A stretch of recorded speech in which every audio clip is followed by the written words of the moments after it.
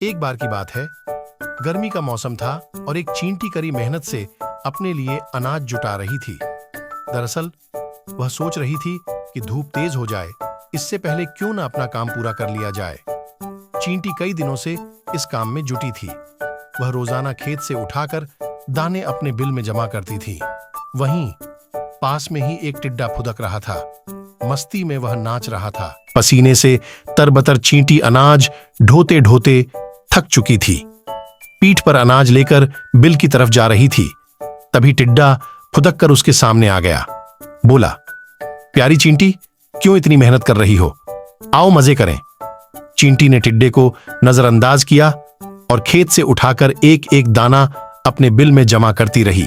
मस्ती में डूबा टिड्डा चींटी को देखकर हंसता और मजाक उड़ाता। उछलकर उसके रास्ते में आकर कहता, प्यारी चींटी, आओ मेरा गाना सुनो।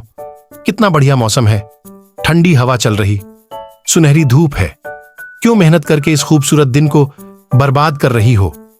टिड्डा की हरकतों से चींटी परेशान हो गई। उसने समझाते हुए कहा, सुनो टिड्डा, ठंड का मौसम कुछ दिन बाद ही आने वाला है। तब खूब बर्फ गिरेगी, कहीं भी अनाज नहीं मिलेगा। मेरी सलाह है, अपने खाने का इंतजाम कर लो। धीरे धीरे गर्मी का मौसम खत्म हो गया।